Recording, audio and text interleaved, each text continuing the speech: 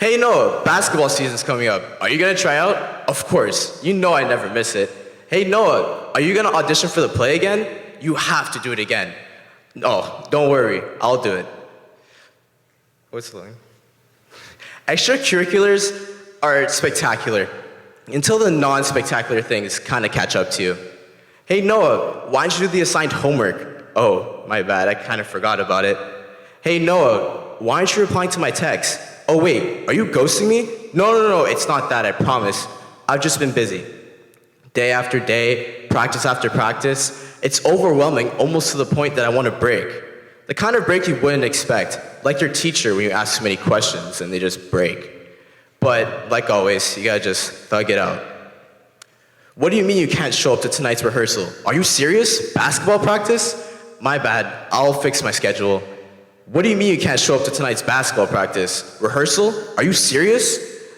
I'm sorry, coach. I'll make sure it never happens again. It doesn't sound all that bad, and to the people who you think would understand where you're coming from in these types of situations, don't understand where you're coming from. Now you're failing tests, you know it's not that hard to free up some space in that teenager schedule of yours and do a little bit of studying. Yeah, Ma, but you know how tight my schedule is. When I get home, I just want to crash. Well, maybe if you weren't a sports jock with a tint of Kevin Hart, you wouldn't want to crash every night coming home. Wow, I'm well aware of parents pushing their teenagers to their limit because how hard they are on them, but that was just low. Living a double life is hard, especially when you're not an honor student, so you gotta work a lot harder for those marks to come in. 90s, 95s, I could barely even maintain an 80. But like always, I'm not gonna argue with my mom, and especially my mom. So I go, yes ma'am, and I go downstairs.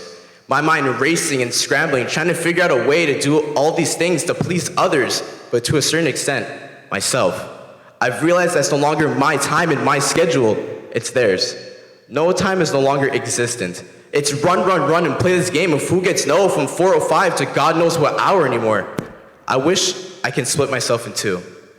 One that can show up to all the basketball practices, perfect the basketball side of me, make my hoop dreams come true, and the other to be out there and perform the best play I've ever put on, to be in the role and to be in the moment. But the way this is going, it all sounds like a vivid dream. A vivid dream with my name written all over it. But I want this so-called vivid dream to come true. I want my schedule to work for everyone, especially me. I don't want the name Noah Seaton being a name of someone who's given up, a nobody, so I try and make this work. I rush to my room with thoughts escaping my mind because it's almost too many, thinking, explaining, concluding, and I think I found it, the escape to all my problems, sitting right in front of me. As it lies, I glare, stare at it, wondering if maybe this is what I need to fix this tragedy. I pick it up, and I stare at the cover. Maybe this agenda is what I need to fix this tragedy.